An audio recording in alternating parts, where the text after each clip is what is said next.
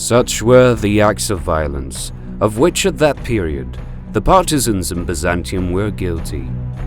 But these things caused less misery to the victim than the wrong which the community suffered at Justinian's hands, because those whom miscreants have injured the most cruelly are relieved of most of the misery resulting from a disordered society by the constant expectation that the laws and the government will punish the offenders. For when people are confident of the future, they find their present troubles more tolerable and easier to bear.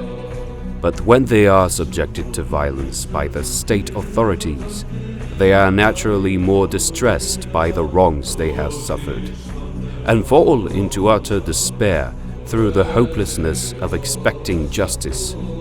Justinian betrayed his subjects, not only because he absolutely refused to uphold the victims of wrong, but because he was perfectly prepared to set himself up as the recognized champion of the partisans. For he lavished great sums of money on these young men and kept many of them in his entourage, actually promoting some to magistracies and other official positions. Such then was the state of affairs in Byzantium and everywhere else. For like any other disease, the infection that began in the capital rapidly spread all over the Roman Empire. The emperor took no notice at all of what was going on, since he was a man incapable of perception, although he was invariably an eyewitness of all that happened in the hippodromes. For he was extremely simple, with no more sense than a donkey, ready to follow anyone who pulls the rein, waving its ears all the time. While Justinian behaved in this way, he was making a mess of everything else. He had no sooner seized upon his uncle's authority than he began to squander public money in the most reckless manner, and with the greatest satisfaction, now that he had got it in his hands. From time to time, he came in contact with some of the Huns and showered money on them for services to the state. The inevitable result was that Roman territory was exposed to constant incursions, for after tasting the wealth of the Romans, these barbarians could never again keep away from the road to the capital. Again, he did not hesitate to throw vast sums into erecting buildings along the sea front in the hope of checking the constant surge of the waves. He pushed forward from the shore by heaping up stones in his determination to defeat the onrush of the water, and in his efforts to rival, as it were, the strength of the sea by the power of wealth. He gathered into his own hands the private property of all the Romans in every land, either accusing them of some crime they had never committed, or coaxing them into the belief that they had made him a free gift. Many who had been convicted of murders and other capital crimes made over to him their entire property, and so escaped without paying the penalty of their offenses. Others, who were perhaps laying claim without any justification to lands belonging to their neighbors, found it impossible to win judgment against their opponents, because they had no legal case. So they actually made the emperor a present of the property in dispute, and got clear of the whole business. They themselves, by generosity that cost nothing, secured an introduction to his majesty, and by the most unlawful means managed to get the better of their opponents. At this point, I think, it would be well to describe Justinian's personal appearance. In build, he was neither tall nor unusually short, but of normal height, not at all skinny, but rather plump, with a round face that was not unattractive. It retained its healthy color, even after a 2-day fast. To describe his general appearance in a word, he bore a strong resemblance to Domitian, Vespasian's son, whose monstrous behavior left such a mark upon the Romans that even when they had carved up his old body, they did not feel that they had exhausted their indignation against him. The Senate passed a decree that not even the name of this emperor should remain in inscriptions, nor any statue or portrait of him be preserved. Certainly from the inscriptions everywhere in Rome, and wherever else his name had been inscribed, it was chiseled out, as can still be seen, leaving all the rest intact. And nowhere in the Roman Empire is there a single likeness of him except for a solitary bronze statue, which survived the following way.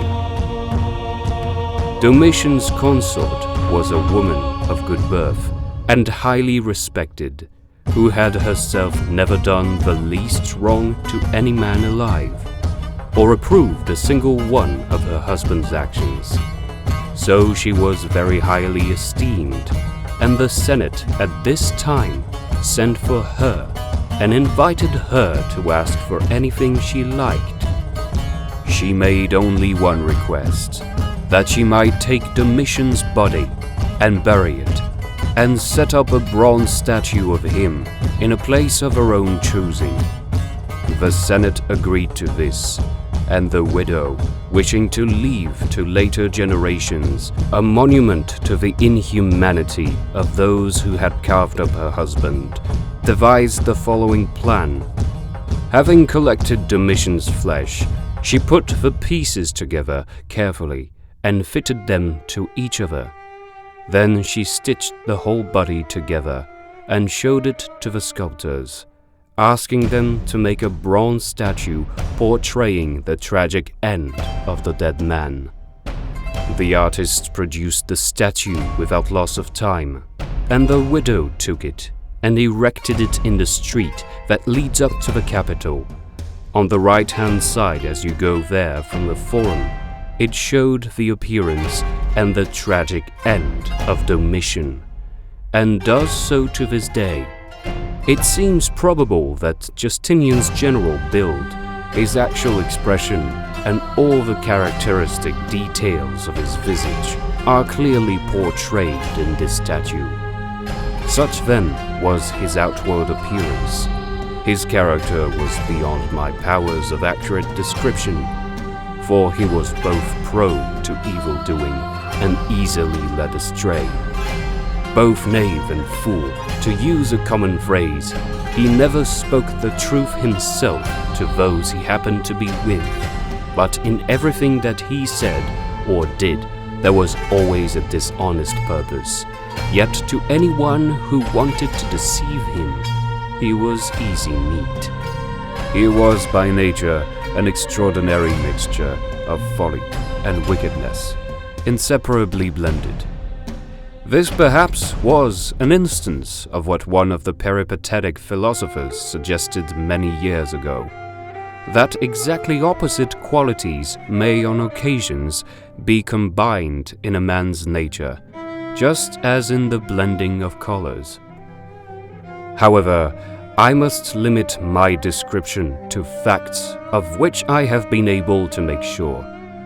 Well then, this emperor was dissembling, crafty, hypocritical, secretive by temperament, two-faced, a clever fellow with a marvelous ability to conceal his real opinion, and able to shed tears, not from any joy or sorrow, but employing them artfully when required in accordance with the immediate need, lying all the time, not carelessly, however, but confirming his undertakings, both with his signature and with the most fearsome oaths, even when dealing with his own subjects.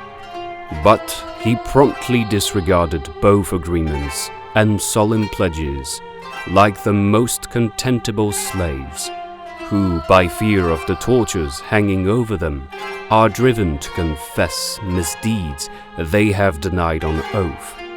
A treacherous friend and an inexorable enemy, he was passionately devoted to murder and plunder. Quarrelsome and subversive in the extreme, easily led astray into evil ways, but refusing every suggestion that he should follow the right path, quick to devise vile schemes and to carry them out, and with an instinctive aversion to the mere mention of anything good.